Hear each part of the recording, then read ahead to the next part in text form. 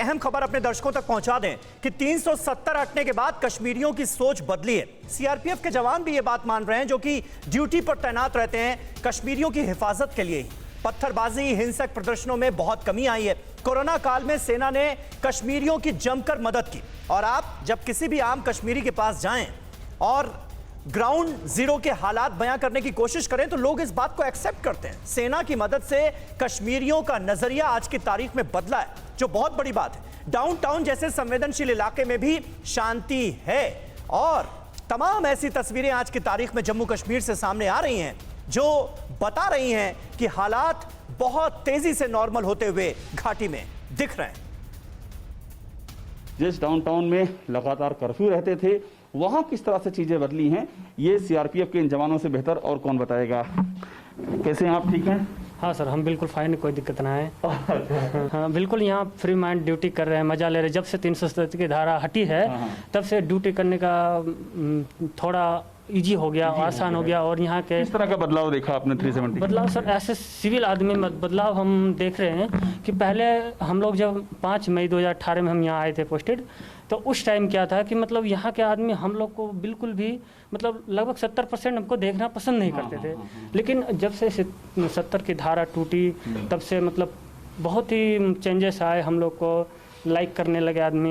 उल्टा हो गया, बताते हैं कि पत्थरबाजी भी कम हो गई, चीजें भी वैसी नहीं रह गई। क्या आपका तजुर्बा है? बिल्कुल बिल्कुल, अब बिल्कुल पत्थरबाजी नहीं। पहले काफ़ी ज़्यादा पत्थरबाजी होती थी, लेकिन 370 हटने के बाद काफ़ी कम मात्रा में पत्थरबाजी हो गई है, बिल्कुल ना के बराबर हो गई है। पहले से काफ़ी आराम हो गया, हम आराम से जाते हैं कहीं भी, कुछ अपना जो काम होता है हम अपना काम करके वापस आ जाते हैं। बिल्कुल कम्युनिकेशन बहुत अच्छा हो गया अभी पहले फिलहाल। और आप लोगों ने काफ़ी यहाँ हेल्प भी किया जब कोविड का जब टाइम था, खाना राशन वाशन मालूम पड़ा यहाँ से दिया गया है। जी जी बिल्कुल, हमने बिल्कुल किया है।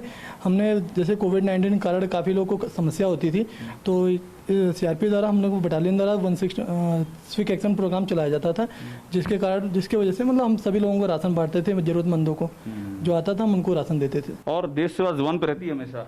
जी सर, हमेशा रहती है सर। और आपस में जब आप लोग बैठते हैं तो कुछ और गाने भी चलते हैं? हाँ, गाने भी चलते हैं सर। तो हमको नहीं सुनाएंगे क्या? जरूर सुनाएंगे सर। देश है पुकारता पुकारती माँ भारती, खून से तिलक करो गोलियों से आरती। देश है पुकारता पुकारती माँ भारती, गोलियों से तिलक करो, खून से तिलक करो, गोलियों से आरती। मनोरंजन करते हैं हम लोग, काफ़ी मिलके इकट्ठे बैठे रहते हैं, क्योंकि सब लोग अलग अलग स्टेट के रहने वाले हैं। यहाँ पे बैठ के आपस यही अपना घर है, सब लोग अपने मनोरंजन करते रहते हैं अपने। तो देखिए, हमारे सिक्योरिटी फोर्सेस के वो जवान, सीआरपीएफ के वो जाबाज जवान जो कि डाउनटाउन में तैनात हैं, ये तो फर्स्ट हैंड गवाही है। और इस गवाही के सामने आने के बाद कुछ कहने सुनने को रह नहीं जाता। किस तरह से ताहिर सैयद साहब और सलमान निजामी, आप दोनों को ये बातें जरूर सुननी चाहिए और समझनी भी चाहिए। सुशील पंडित हमारे साथ मौजूद हैं। सुशील पंडित साहब, किस तरह के हालात बदले इन 2 सालों में? आपने क्या बदलाव देखा? क्योंकि कश्मीरी पंडितों की हक की आवाज लगातार आप बुलंद करते आए हैं। बहुत सारे कश्मीरी पंडितों की भी घर वापसी हो रही, ऐसी भी खबरें आ रही। जो कुछ हो रहा है उससे संतुष्ट हैं आप? देखिए, सबसे पहली बात तो यह है कि एक जमीन पर बदलाव आया है। मैं आपको एक छोटा सा उदाहरण दूंगा। आज से ठीक 5.5 साल पहले अप्रैल 2016 में महबूबा मुफ्ती पहली बार मुख्यमंत्री बनी थी जीवन में। अप्रैल का महीना था, पहला हफ्ता था, और आते ही सबसे बड़ा कांड जो हुआ वो था एनआईटी श्रीनगर में, जब हमारे बहादुर देशभक्त बच्चों ने तिरंगा लेकर के यात्रा निकाली अपने कैंपस में। तो महबूबा की पुलिस ने मार मार कर हड्डियां तोड़ दी। दर्जनों बच्चों को बोन्स एंड जॉइंट्स हॉस्पिटल ले जाना पड़ा। 2000 से ज्यादा बच्चे पलायन कर गए। एनआईटी बंद हुआ। और निर्मल सिंह उस बात के गवाह हैं, वो उस वक्त डिप्टी चीफ मिनिस्टर थे उसी सरकार में। आज ये तिरंगा शान से लहरा रहा है, और इस पर खुशी भी यही डॉक्टर निर्मल सिंह जाहिर कर रहे हैं। तो इतना बड़ा परिवर्तन आया है। डॉक्टर निर्मल हमारे साथ मौजूद हैं, और मैं आता हूं, कश्मीरी पंडितों पर आता हूं। सुशील जी, उस पर आपकी राय बहुत जरूरी है। डॉक्टर निर्मल जी, जब हम और आप बात कर रहे हैं तो ऊपर कुछ तस्वीरें चल रही हैं। गुपकार अलायंस के जो नेता हैं वो एक मीटिंग कर रहे हैं इस वक्त, और सबके मुंह लटके हुए नजर आ रहे हैं। बिल्कुल, मैं कहता हूं प्राइम मिनिस्टर के साथ जो मीटिंग हुई, वहां उन्होंने दिल की बात कही। वो एक रिफ्लेक्ट करता है कि उनके मन में क्या चल रहा है।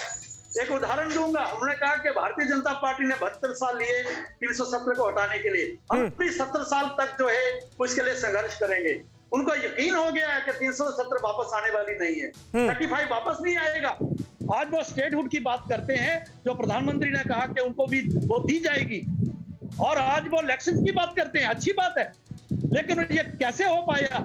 इसलिए हो पाया। अच्छा, डॉक्टर निर्मल सिंह जी, मुझे ये बताइए कि क्या वाकई आपके एजेंडे में ये बात है कि आने वाले वक्त में और कदम उठाने हैं और कोशिशें करनी है ताकि कश्मीर की आवाम का भरोसा जीता जा सके? क्योंकि उधर से देखिए कोशिश यही हो रही है बताने की कि भरोसा और कम हो रहा है, 370 हटाने के बाद भरोसा और कम हुआ है, ये बताया जा रहा है उधर से।